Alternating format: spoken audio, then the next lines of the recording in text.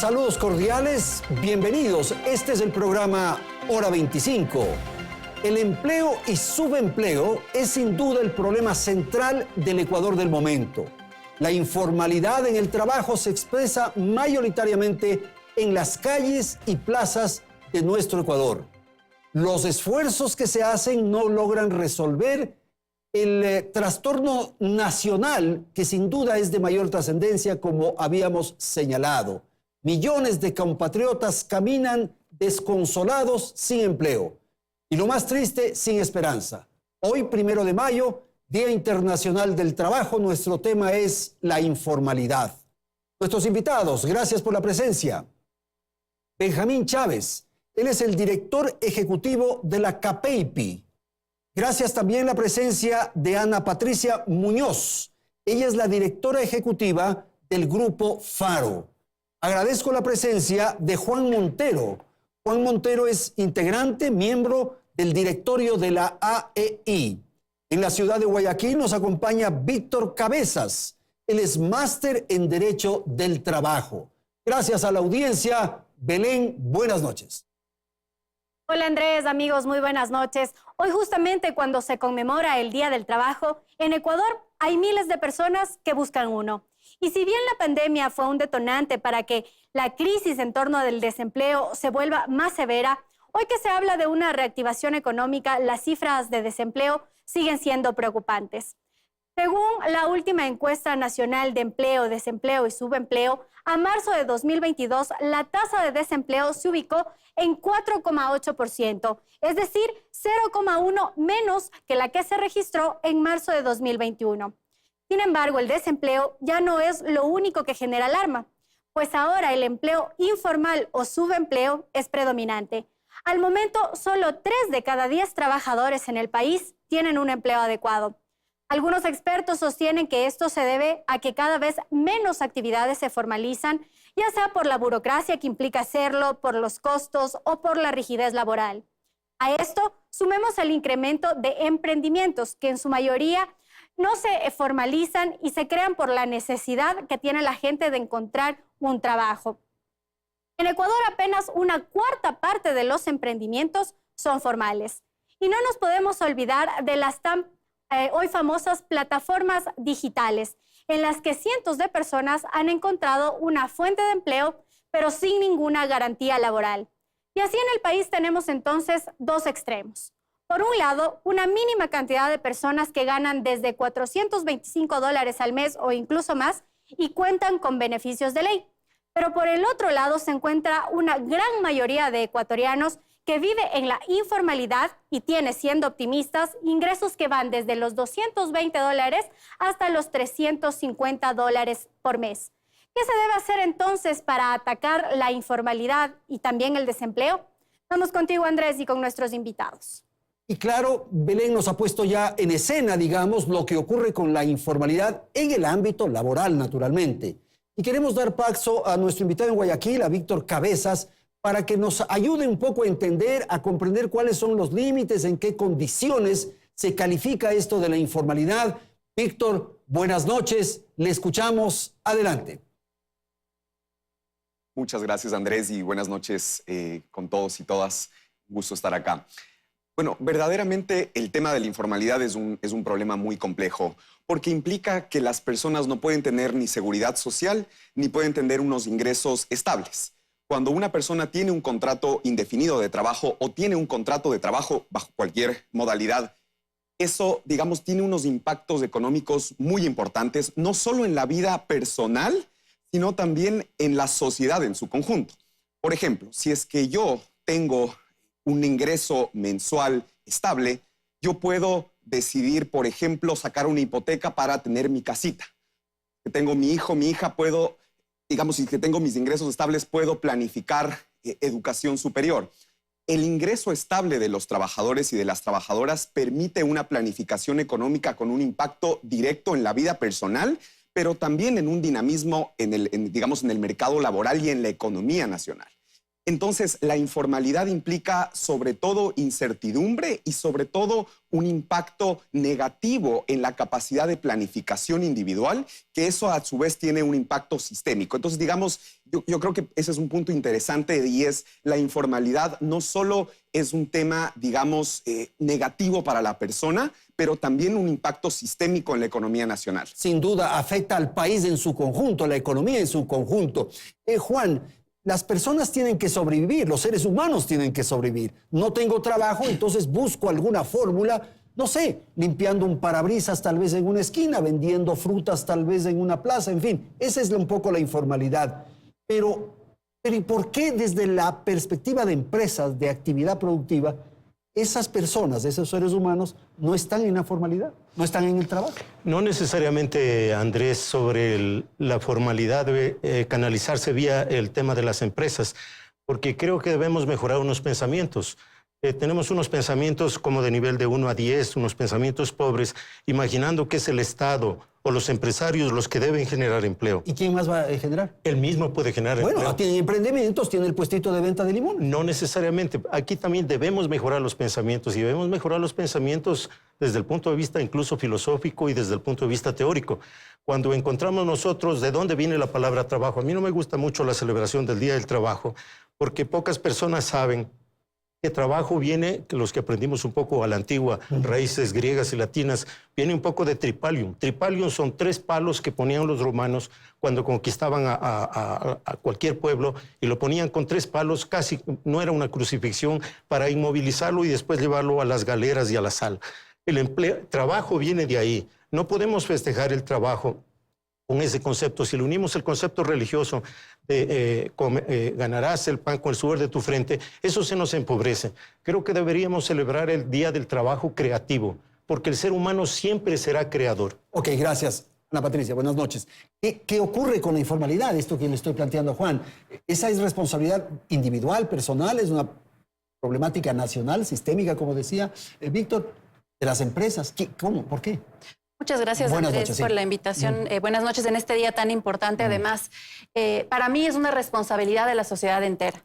Aquí es importante desmitificar ciertas cosas. Hay algunas personas que pueden creer, por ejemplo, que alguien no progresa o es pobre porque quiere, porque no se esfuerza, que todo está determinado por el esfuerzo. Y lo que los estudios de FARO han demostrado es que es todo lo contrario. Hicimos un estudio sobre el empleo informal en Quito, sobre trabajadores, vendedores ambulantes, y lo que se mostraba es que trabajaban 47, 50 horas semanales, 6 días a la semana en promedio, para ganar $300 mensuales como ingreso familiar, no solo como ingreso personal. Es decir, son personas que salen todos los días, que se esfuerzan en condiciones hasta ahora de peligro y que no están llegando a tener los ingresos mínimos para poder sobrevivir. Y estas personas, Andrés, es importante mencionar que existe de todo tipo. Hay cerca de un 20% de las personas que están en este tipo de empleo que tienen estudios postsecundarios. Es decir, el capital humano inmenso que está ahí está desaprovechado. No por falta de esfuerzo, sino por falta de oportunidades. Y es la sociedad entera la que debe proveer esas oportunidades. Sin duda, la persona que la vemos en las calles vendiendo, como decíamos, está trabajando en condiciones muy precarias y con sol, con inclemencia, en fin, y está durante jornadas interminables. Pero ¿y por qué no puede estar en el trabajo formal? ¿A quién le corresponde darle la oportunidad de que tenga un trabajo con todos los derechos y beneficios? Sí, hay varias razones, ¿no? Hay que admitir que el Ecuador es un sistema rígido laboral, donde hay, yo creo, un margen para poder llegar a acuerdos, para tener una reforma laboral que permita a las empresas formales incluir en sus roles de pago, contratar más. Esa es una parte. Por otro lado, hay que admitir que continuamos en crisis. El Ecuador es uno de los países más afectados por la crisis del COVID. Las mujeres sufrieron un 20% de reducción en el empleo, según el Banco Mundial, en el Ecuador, y eso todavía no logramos recuperar. Para esas personas, Andrés, es importante tener políticas públicas. Este informe que yo les contaba, apenas el 2% de los trabajadores que entrevistamos habían recibido algún tipo de bono o de ayuda en estos momentos críticos de la pandemia. Entonces, es fundamental generar empleo, generar medios, al menos de sobrevivencia a estas personas, y además proveer soporte para el capital humano, es decir, crear nuevas formaciones que estén alineadas a las necesidades del mercado laboral. Podemos hablar más adelante de este informe del futuro del trabajo que la Cámara de Industrias de Pichincha ha generado, que nos da algunos visos sobre soluciones a largo plazo también. Benjamín, la tarea del sector privado, ¿en qué consiste? ¿Cuál podría ser el llamado, la proclama para efectos de atender esta situación? ¿O es también del sector público? Andrés, definitivamente el sector privado es un actor, me atrevo a decir, el más importante actor dentro de la generación de empleo y la generación de empleabilidad. Es lo interesante del sector privado, que tiene la capacidad de ser moldeable y de generar de manera inmediata la opción de nuevos puestos de trabajo, lo que no sucede con el sector público. El día de ayer estaba un dato, y es algo tan interesante, en el sector público, crear una fuente de empleo está alrededor de $14,000, es el costo. Eso es lo que cuesta privado, a una empresa. Eso es lo que cuesta, no, en el sector público. En el público. En el sector privado, sí, está alrededor de $8,000 crear un empleo. ¿Qué significa? Significa que para el sector privado es más eficiente, ¿sí?, crear un empleo.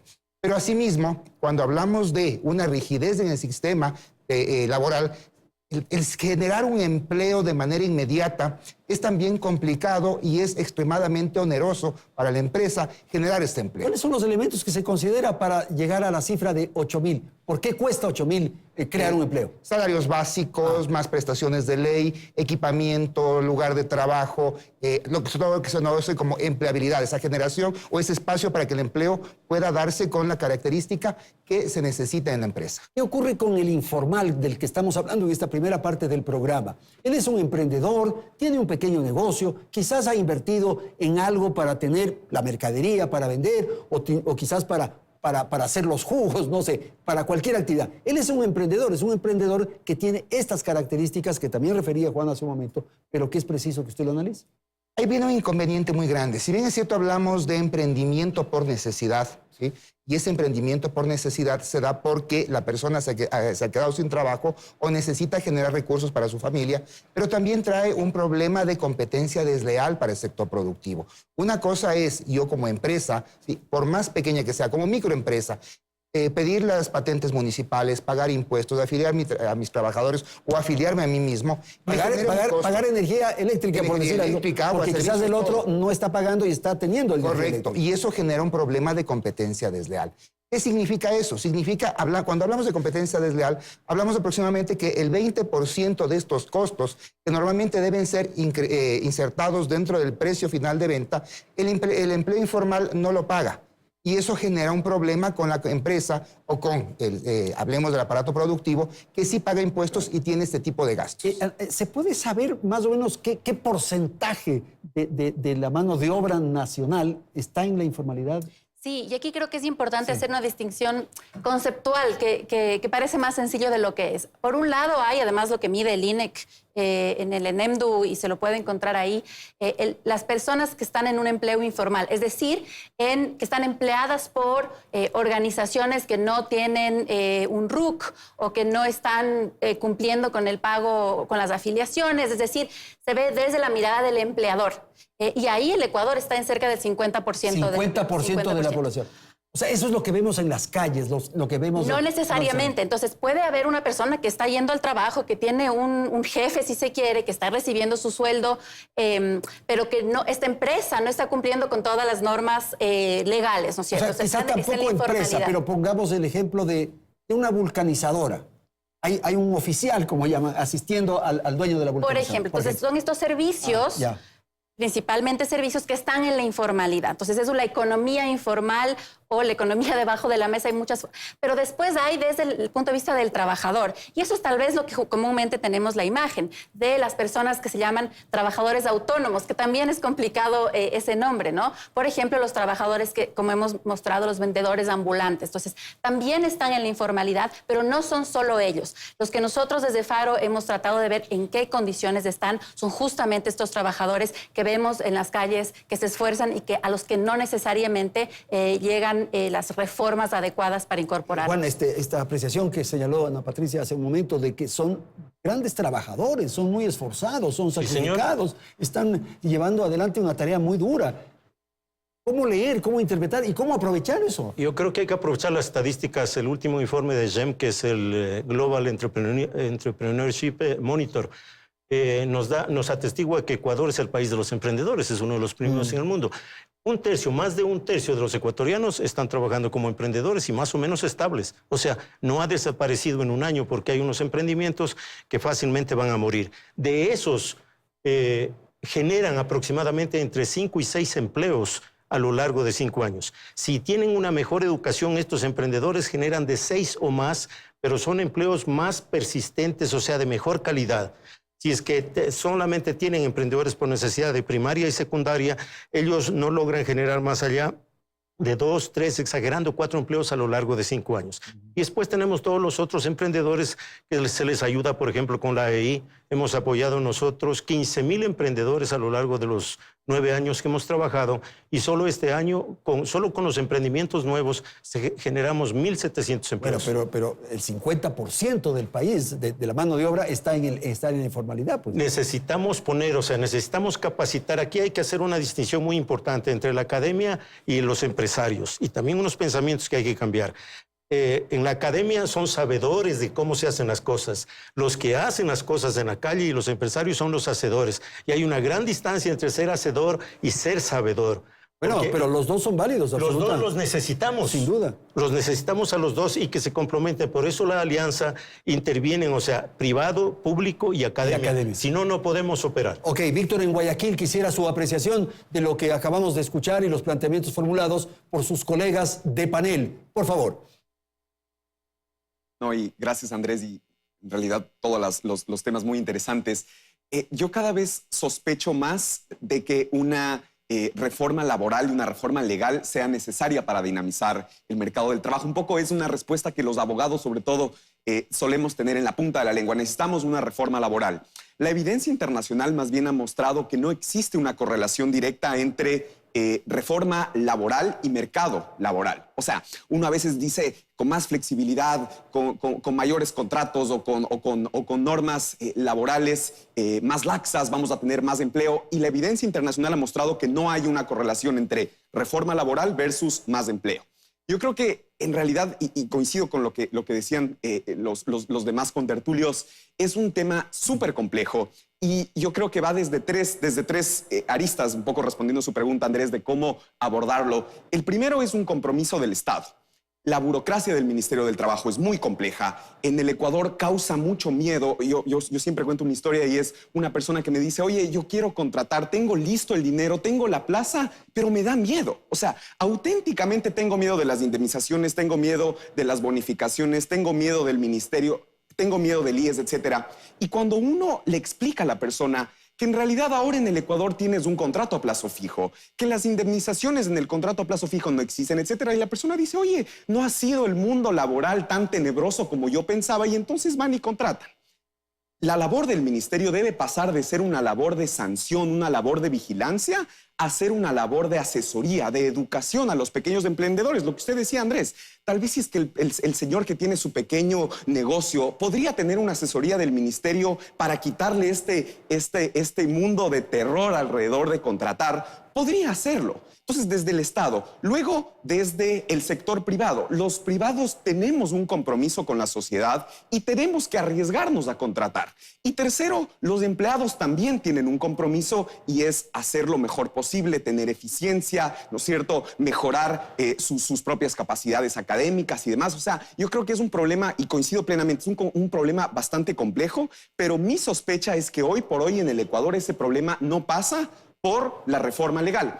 Con esto termino. El problema de la reforma legal es que es una salida muy fácil. Todos dicen, bueno, vea, pasa esta ley y entonces ya mañana va a haber empleo en el Ecuador. Y eso, al menos la evidencia internacional nos ha mostrado que no es así. En el Ecuador necesitamos abordar esto como un problema complejo y multifacético. Ok, perfecto. Muchísimas gracias a nuestros panelistas por la intervención en esta primera parte del programa. Hacemos una pausa y volvemos en un instante para continuar. Tema central, la informalidad, el trabajo informal en el Ecuador.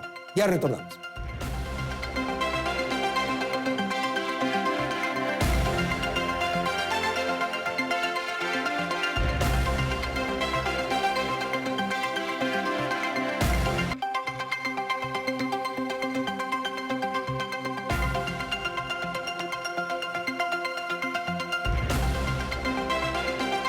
Gracias por seguir en nuestra sintonía. Continuamos ahora con más información.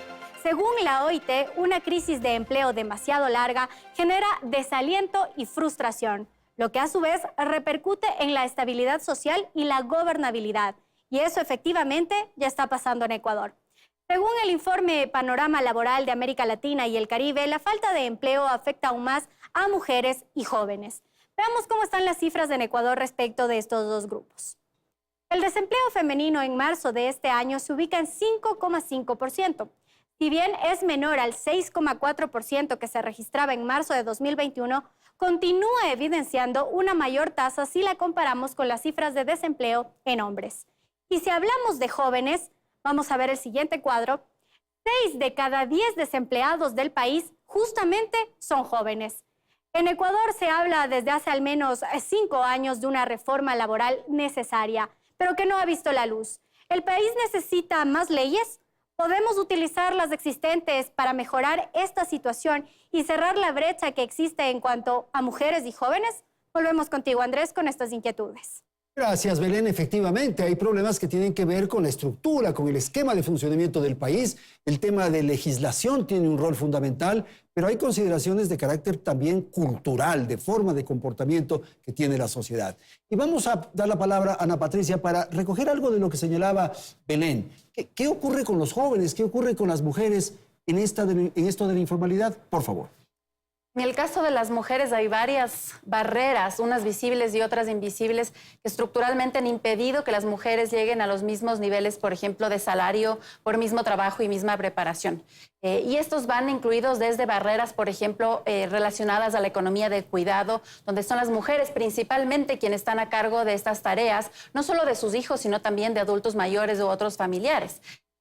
Relacionadas también a sesgos inconscientes que hacen que si alguien ve a una mujer y a un hombre con el mismo perfil, le va a pagar más al hombre que a la mujer. Estas cosas siguen sucediendo. Por lo tanto, no son temas únicamente de legislación, sino esto que yo señalaba, de actitudes, de comportamientos, de cultura, finalmente. También es muy importante reconocer que esta discriminación consciente e inconsciente sigue existiendo. Y estas son cosas que se van a demorar en el largo plazo, pero creo que es fundamental reconocer que existen. Y la pandemia trajo este shock adicional, donde, como les mencionaba yo, según el BID, las mujeres sufrieron un 20% de decrecimiento en la tasa de empleo, mucho mayor a la que sufrieron los hombres y que todavía ha costado recuperar. También hay que ver en qué industrias y ocupaciones primordialmente están las mujeres. Benjamín, ¿y qué pasó? Ya nos ha referido algo Ana Patricia, pero ¿qué pasó? ¿Las empresas despidieron personal, despidieron trabajadores o también muchos trabajadores voluntariamente dejaron sus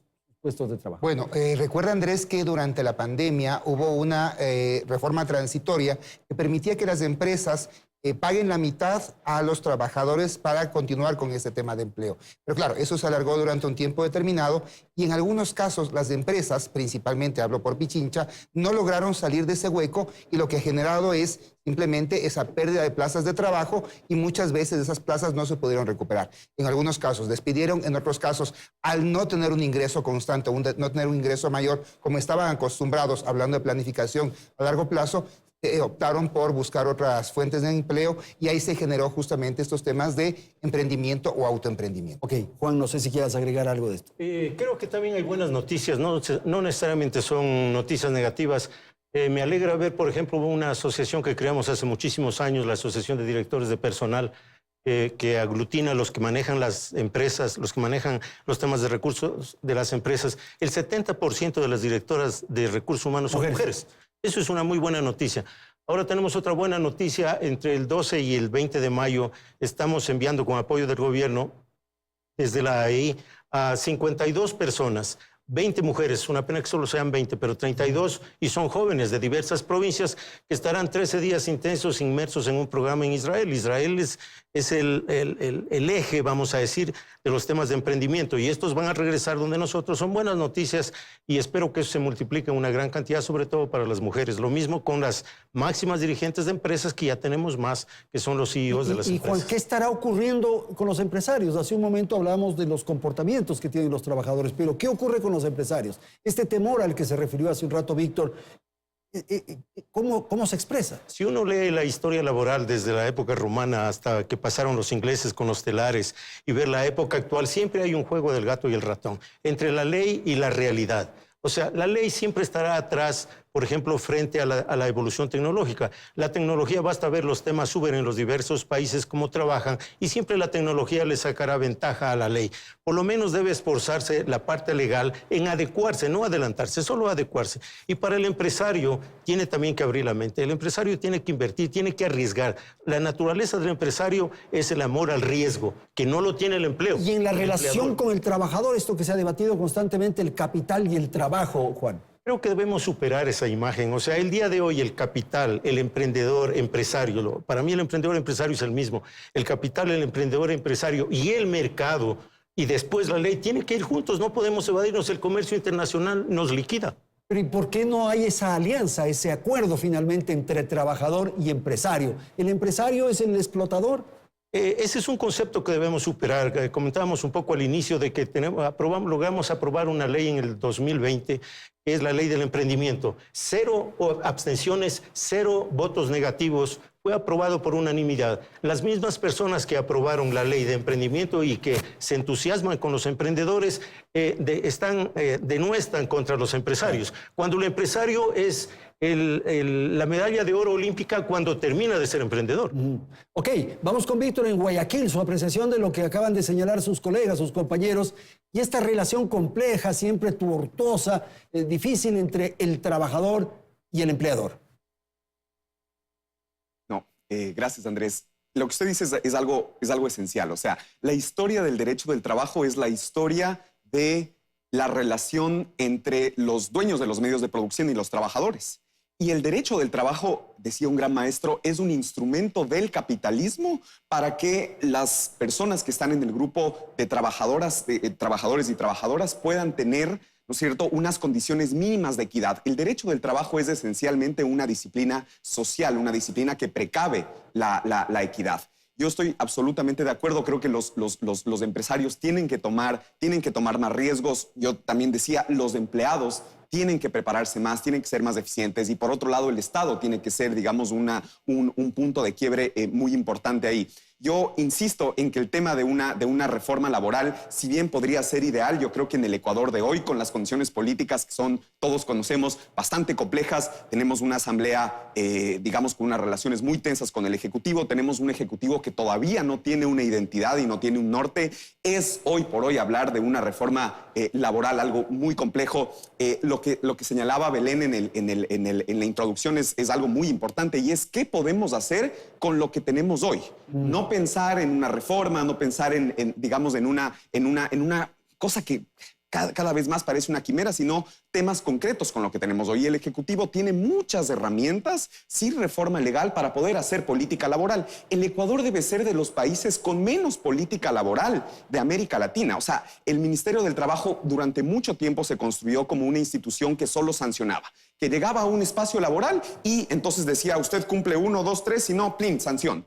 Y no se volvió un ente que promocione el empleo, que asesore a los emprendedores y que sea un soporte para lo que usted dice, Andrés, esta sinergia necesaria entre empleadores y trabajadores. Ahora, hay otros componentes, hay otros elementos que es preciso analizar en esto de la informalidad. Y es que como consecuencia de la tecnología surgen otros actores, como digo. Vemos en las calles, ya hemos hablado del que limpia el parabrisas, del que vende frutas, pero vemos ahora un ejército enorme de personas que se están desplazando en motocicletas, por ejemplo. Hay las plataformas ahora de sistemas de movilización como Uber, Cabify, en fin. ¿Qué está ocurriendo ahí, por favor? Qué importante, Andrés, que hablemos de esto y me parece que esto merece una continua conversación. Primero, por la magnitud, la cantidad. Sí, tal vez uno como usuario lo ve como este servicio personal que yo cada vez lo utilizo más, pero desde el otro lado, desde cómo estas son fuentes de empleo, hay un estudio de la CAF que estima que en Quito 12% de quienes están en la población económicamente activa de alguna forma obtuvieron sus ingresos a través de una plataforma. Y aquí, Andrés, a pesar de que ya son años de incremento de estas plataformas, ni siquiera nos hemos puesto de acuerdo globalmente cómo llamarlas. Unos lo llaman la uberización de la economía, otros lo llaman plataformas de economía colaborativa. Hay mucha oposición por algunos sectores a llamarlo colaborativo, porque hay una fuerza, una diferencia de poder entre quienes son los dueños de las plataformas y la tecnología y los trabajadores. Es decir, ni siquiera en términos del vocabulario y peor aún, como decíamos, de ponernos al día con la legislación. Bueno, pero eso tiene una explicación porque se trata de una novedad nuevo. Sí. Ahora, por eso hay que entenderlo y por eso desde Faro generamos un informe hace año y medio que se llama Plataformas Digitales, Oportunidad Laboral o Precarización Laboral.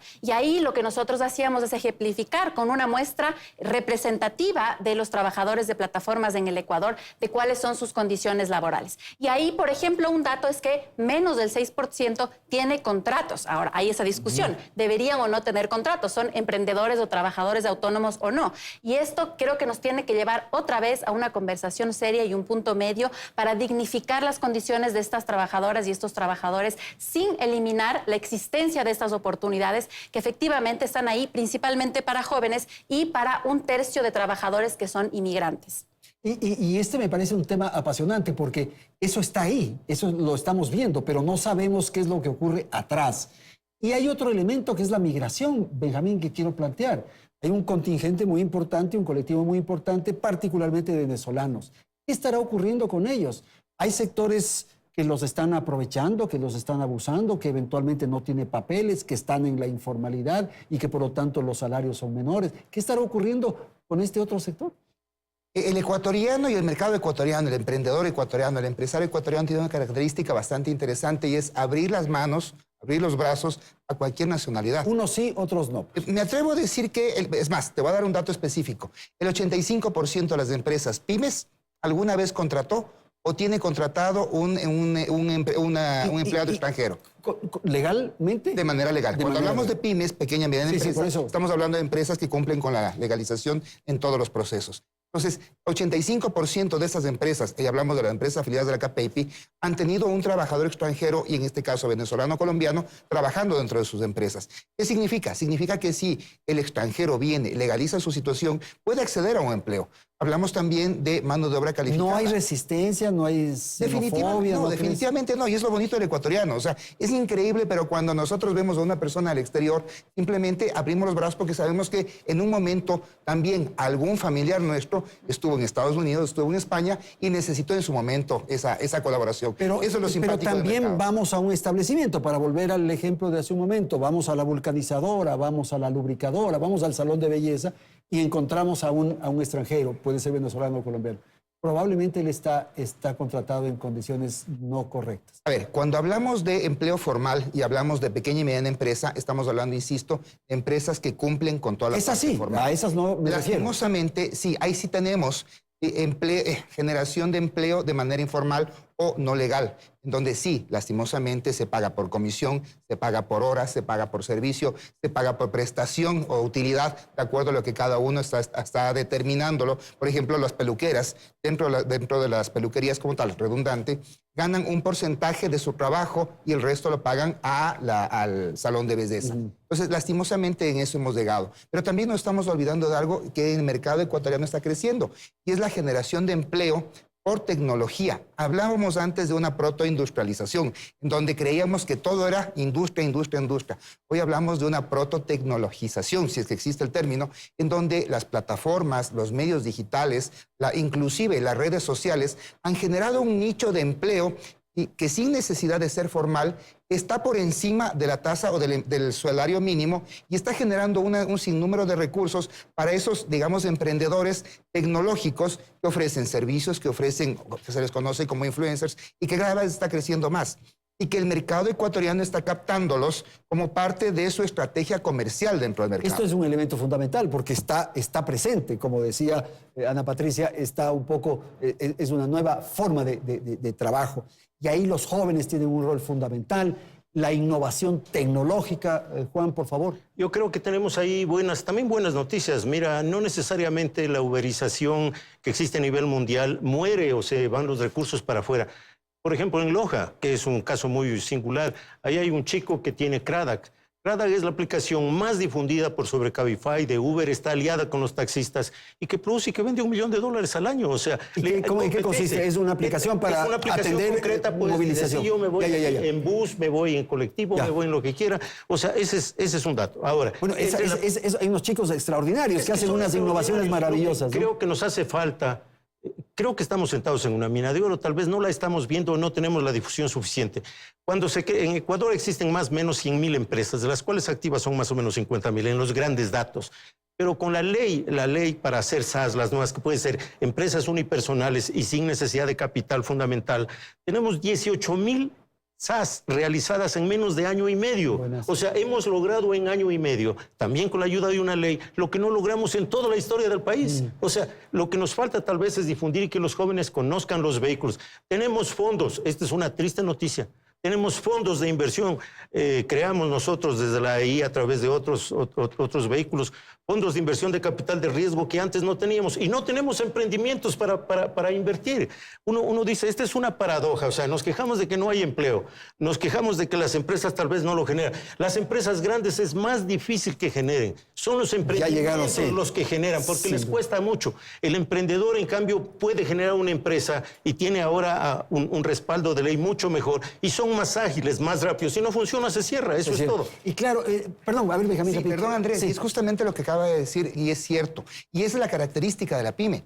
La pyme es tan versátil que puede generar empleo de manera inmediata. A diferencia de la gran industria. Ya da la impresión de que todo está perfecto. Algo está pasando, por eso hay 6 millones de desempleados. El mercado está contraído, Andrés. El mercado está contraído. Entonces, estos talentos, estas innovaciones, esta creatividad está muy bien, hay que aplaudir.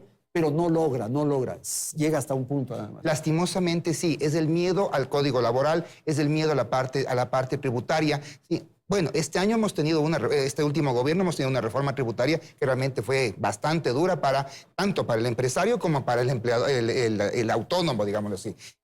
Pero antes llegamos a tener 4 o 5 reformas tributarias en un solo año. Y eso te genera inconvenientes al momento de empezar a trabajar. Esa problemática, esa inestabilidad política y esa inestabilidad económica es la que genera el problema, el momento de generar un empleo. Ana Patricia, quisiera volver a lo de las plataformas, me parece apasionante. Y se ha mencionado estas características de la uberización que tú mencionabas. Pero claro, ahí también hay una disputa entre lo formal y lo informal. En el caso de los taxis, los taxistas amarillos, para ponerlos en esta forma coloquial, están inquietos, están preocupados, están planteando situaciones. Igual ocurre con los sistemas de arriendos temporales. El Airbnb parecería que está tomando espacios importantísimos y bueno, la formalidad está inquieta, los hoteles, en fin, ¿qué pasa ahí? Ahí creo que es importante tener las mismas reglas de juego que den esas estructuras que además permiten asegurar que existan estándares de calidad, de seguridad, de estabilidad, que no existan abusos, que exista seguridad, incluso física. Ha habido ciertos casos también ahí, el control. Entonces, esto solo puede suceder si es que estas empresas, organizaciones están en la formalidad y para esto tienen que haber reglas adaptadas. Y debería haber legislación porque me parece que debería haber legislación. Entonces, tanto para una mejor protección para los empleados de estas organizaciones o para los usuarios, si se los quiere llamar así, como para la competencia, si se quiere, en el caso del transporte. Entonces, en el transporte hay delivery y hay transporte de personas, que también hicimos esta encuesta distinguiendo las dos. Y ahí lo que también queremos mencionar es que esto no es la imagen de que se lo hace como un empleo extra porque es el joven que no quiere un empleo fijo y quiere tener esa flexibilidad. Lo que nosotros vimos es que para más del 90% este ingreso se vuelve el único ingreso de la persona. Es decir, ya es su trabajo fijo y por ende debemos asegurar que haya condiciones mínimas. Una básica que la OIT ha mencionado y gracias a la OIT hemos profundizado este estudio con también trabajo cualitativo es, por ejemplo, el tema del aseguramiento a un eventual seguro social, por ejemplo, pero también seguro de accidentes. El 90% más de quienes respondieron a nuestra encuesta dijeron que no el empleador o la plataforma, el dueño de la plataforma, no les provee seguros y están expuestos constantemente a accidentes, a robos, a otro tipo de cosas. Entonces, sin exagerar, sin prohibir, pero sí normando y dando mejores condiciones. Víctor, vamos con usted en Guayaquil para una apreciación final en este segmento, por favor, sobre las aplicaciones, en fin, las plataformas que ahora nos ha contado Ana Patricia. Por favor. Gracias, Andrés. Yo creo que no existe hoy por hoy ningún debate en derecho laboral más relevante y, digamos, el que usted pone sobre la mesa. O sea, ¿qué pasa con las aplicaciones? ¿Qué pasa con los famosos trabajadores digitales o los famosos trabajadores de aplicaciones? Y aquí el Ecuador debe tener mucho cuidado y, digamos, todos los actores de la sociedad tenemos que estar muy pilas con esto, porque si es que nosotros tomamos la vía fácil de ir a la asamblea y decir todos son trabajadores y entonces todas las personas que hacen delivery y las personas que están en un auto y trabajan con las aplicaciones, todos de ahora en adelante son trabajadores, que esa sería una típica salida muy fácil, muy legalista que nos gusta a veces tomar en el país. Lo que pasa es que todas esas plataformas y todo ese sistema económico se cae. Ese sistema económico no puede coexistir con las normas generales del Código del Trabajo del año 1938. Y aquí tal vez me contradigo un poco con lo que decía antes, pero para este tema específico que usted señala, Andrés, y en línea con lo que señalaba mi colega, es necesitamos una norma específica y especialmente pensada para estas plataformas. No podemos incluirles dentro del esquema general de trabajadores y no podemos eliminarlas. En el Ecuador hemos sido lamentablemente expertos en eliminar cosas. La tercerización tenía muchos problemas, pero tercerización existe en todo el mundo. Y los ecuatorianos dijimos, nosotros somos tan chéveres en el mundo que la vamos a eliminar. El trabajo por horas no tenía que eliminarse, tenía que regularse, tenía que mejorarse y nosotros lo suprimimos. Suprimimos también el contrato a plazo fijo porque nos parecía que era demasiado indigno. O sea, nosotros y nuestra economía está sintiendo, digamos, esta sintomatología, perdón la redundancia, de una serie de años en el que no hemos corregido. Hemos simplemente suprimido y contraído de tal manera la regulación que hoy sentimos ese impacto. De manera que, simplemente para cerrar, hay que estar atentos con esto. No puede ser una salida simplemente legalista de prohibir o peor, perdón, de laboralizar completamente las plataformas, ni tampoco de suprimirlas, sino más bien de regularlas en la línea que decía mi colega, con una perspectiva específica y con una perspectiva positiva, no una perspectiva restrictiva como lamentablemente hemos tenido en los últimos años. Ok, gracias, Víctor. Tenemos que ir a una pausa, atender publicidad y enseguida retornamos con el segmento final de Hora 25.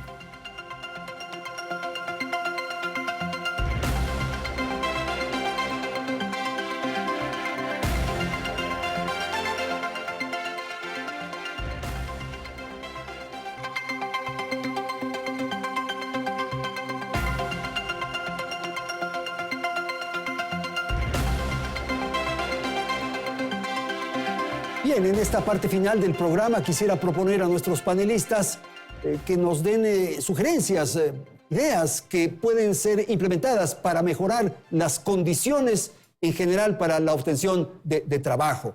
Y claro, todo se resuelve muchas veces con las leyes. Decía Víctor en algún momento que se hace la ley y ya está resuelto, vamos a tener fuentes de trabajo, y no es necesario. Más hay que trabajar y hay que impulsar, hay que comprometernos en otros comportamientos, en otras conductas, por favor. Creo que debemos mejorar y cambiar un poco las conductas. Un mensaje para los jóvenes es, todo ser humano tiene unas dos influencias. Es mi apego a la seguridad, es mi motivación de seguridad, o mi apego al riesgo. Si quiero seguridad, busco un empleo. Esa fue la mecánica vieja de nuestra generación. Estudia para que tengas un buen empleo. Y nosotros somos frutos de ahí que tenemos que evolucionar. Pero por el otro lado está el riesgo, que es el hombre de los empresarios. De ahí nace el tema del emprendimiento. Entonces es necesario... Y los chicos son más audaces, más atrevidos. Son más audaces, deben aprovechar esa característica. Y son más inestables en algunos casos. Están cambiando y están probando. Deben aprovechar esa característica porque ya tienen más riesgo y arriesgar. Informarse de estas mecánicas, de esta nueva realidad, arriesgar, pero también probar. Cuidado, también deben alejarse de un peligro, que es ellos creen, porque es una nueva generación, que con un clic que yo hago ahí en los celulares, yo automáticamente genere riqueza. Eso no existe. Bueno, y esa idea de hacer rápido dinero también. Claro. Eso tampoco, eso no existe. Solo el trabajo constante, la persistencia, la visión con la nueva tecnología nos generará trabajo. Esto me parece lindo, lo de los jóvenes, estos desafíos que tienen los jóvenes y esta conducta, estos comportamientos distintos que los que teníamos nosotros. O sea, son chicos audaces, son atrevidos, prueban aquí, prueban allá, son inestables. Eso, por un lado, es bueno, ¿no? Sí, hay características distintas según las generaciones, también por los tiempos distintos Claro, en los que tiempos. vivimos. Fundamentalmente, sin embargo, yo creo que los jóvenes y los adultos quieren tener un empleo digno y que esta volatilidad no lleve a un extremo que no les permita tomar decisiones adecuadas y en el largo plazo. Entonces, tenemos que llegar a ese proceso y yo creo que ahí hay que ver el corto, el inmediato, el mediano y el largo plazo. Creo que en el corto plazo, nuevamente, a las personas por todavía este estancamiento que estamos viviendo no tienen oportunidades, tienen que tener vía la política pública medios mínimos para la subsistencia. Creo además, Andrés, que ahí hay que evaluar y la AEI, nosotros de hecho hicimos la evaluación del programa Reemprende de la AEI, me parece que es la única evaluación de impacto que he visto en el país y desde Faro la realizamos. Decía, hay que utilizar evidencia e investigación para no cometer errores del pasado. Hicimos también la evaluación del programa Empleo Joven del municipio de Quito y resulta que, podemos conversar de eso en otro momento también, pero por ejemplo había empresas que tenían el sello de esto, que es una deducción en ciertos fees, pero no sabían ni siquiera qué era. Hicimos una encuesta a los miles de jóvenes que están empleados vía esta vía y tampoco lo conocían. Entonces, inmediato plazo, asistencia vía política pública y conocer con evidencia que se puede mejorar. Creo que en el mediano plazo yo sí creo que este acuerdo mínimo y reforma laboral es importante. Por ejemplo, hay un 35% de recargo en contratos eventuales. Claro. Por lo tanto, solo se usa 1% de los contratos son eventuales. Esto crea que sí se usa eventualmente trabajadores, pero no por la ley, claro, porque es muy rígida. Y en el largo plazo, ahí sí hay que hablar ya del capital humano, de la educación, del futuro del trabajo y hacer este match, teniendo en cuenta que solo 2 de cada 10 estudiantes tienen, por ejemplo, una computadora o un instrumento propio. Y en las brechas que estamos viviendo en educación y la inequidad y la desigualdad sigue aumentando. Y ese largo plazo, a ese largo plazo, es donde no podemos perder el ojo. Benjamín. Yo siento que, y lastimosamente voy a disentir un poquito con Víctor, las leyes sí te apoyan la generación de empleo. Pero no generan empleo. Al contrario, y te voy a poner un ejemplo muy específico. Hace un mes la Asamblea rechazó el proyecto para la ley de atracción de inversiones. Oh, sorpresa, eso daba la opción de que 30.000 millones de dólares ingresen al país, que son grandes inyecciones de capital que generan empleo. Si dividimos esos 30.000 millones para 8.000 que cuesta un puesto de trabajo en el sector privado, hagamos números. Resulta que solamente por no haberse aprobado la ley, bajó de 30.000 millones a 14.000 la opción de inversión en el país. Entonces, y es cuestión de generar leyes que permitan acceso al mercado. Claro. Entonces, ese es el inconveniente que estamos teniendo. La Asamblea... O sea, las leyes no generan empleo, me parece, pero sí pueden... la atracción de inversión. Generar, generar temores. Correcto, definitivamente. Imagínate lo que es, Andrés, pasar de 30.000 a 14.000 millones en menos de un mes por la no aprobación de una ley que se ponían, como decía, los rotulitos del país no se vende, cuando realmente sí necesitamos vender al país, al mundo, y no venderlo como están acostumbrados, sino venderlo nuestros servicios, nuestra capacidad de producción, nuestros productos, vender absolutamente todo. Eso es lo que nos falta. Ok, vamos a ir a Guayaquil, estamos atentos con la señal. Víctor, por favor, adelante su apreciación. Gracias, Andrés. Más bien una precisión, yo me refería a la ley laboral. Yo, digamos, concuerdo plenamente con Benjamín en cuanto a que leyes tributarias de fomento de inversión, etcétera, tienen un impacto en la economía real. Pero lo que ha mostrado un poco la evidencia internacional es que no existe necesariamente una correlación entre leyes laborales y generación de empleo. Yo, un poco respondiendo a su pregunta, estimado Andrés, diría, hay que hacer dos preguntas adicionales para responderla. Y es, ¿cuál es el rol del gobierno? Hoy, el gobierno del presidente Lasso está buscando una identidad todavía en materia laboral. No lo vemos, al menos yo no veo una identidad clara, pero yo creo que esa identidad tiene que ir en la línea de su política pública con ser un asesor del empleador, con ser un asesor de esa persona que quiere contratar, que de pronto tiene los medios, pero que tiene miedo y que necesita información y necesita educación. El grueso de la generación de empleo en nuestro país está en esas personas que de pronto no pueden pagar un abogado o no pueden pagar el gran estudio jurídico, pero pueden contratar 1 o 2 personas y necesitan en el Ministerio del Trabajo una función consultiva, una función de soporte, más que una función sancionadora. Y por otro lado, el rol del empleador en el Ecuador tiene que ser mucho más proactivo, como señalaba Juan. O sea, el empresario es esencialmente, el empresario o la empresaria es esencialmente una persona que arriesga y ese riesgo tiene un efecto social. El empresario también tiene una función social fundamental porque es el generador, principal de empleo. Yo creo que es un problema súper complejo y digamos que se aborda desde distintas maneras. No creo que la reforma laboral por sí sola, como bien señalaban ustedes, sea una respuesta, y más bien los ecuatorianos tendemos a dar esas respuestas muy fáciles que después, como ustedes mismos conocen y gracias, digamos, ventajosamente aquí tenemos a muchos empresarios, la ley, ¿no es cierto?, dista mucho a veces de las realidades concretas. Vamos a concluir una última ronda rapidísimo, 10 segundos, 30 segundos, para un mensaje final, casi. El empleo se puede generar atrayendo inversiones y definitivamente la política y la economía van de la mano. El momento que nuestros políticos entiendan que las leyes sí atraen inversiones y que el país necesita venderse, no vamos a tener desempleo. Perfecto. Y no hay soluciones fáciles, pero el empleo sigue siendo la primera preocupación de los ecuatorianos y ecuatorianas en este momento. Aunque no sea fácil, entonces es lo responsable unir esfuerzos para generar las condiciones de esos empleos y empleos de calidad. Mientras tanto, también pongámonos al día vía legislación, vía comprensión de las nuevas formas de trabajo y pensemos no solo en el presente, sino también en el futuro. Juan. El gobierno no es un generador de empleo y ese es un error que después todo lo tenemos que pagar con impuestos. Creo que hay que hablar menos, hay que hacer más y hay que arriesgar un poco más como comportamiento de todos. Ok, Víctor en Guayaquil, con usted terminamos. Por favor, rápidamente un mensaje. No hay que preguntarle tanto al gobierno, a la Asamblea, lo que puede hacer, porque sabemos que en materia política las cosas se mueven lentos y con muchas variables. Uno puede hacer mucho también, arriesgando, siendo creativo, generando empresa. Hay mucho más de lo que está en poder de uno mismo que lo que uno le puede pedir en este punto al gobierno o a una organización política. Muchísimas gracias a nuestros panelistas, gracias a la audiencia, felicidades. Hasta la próxima semana.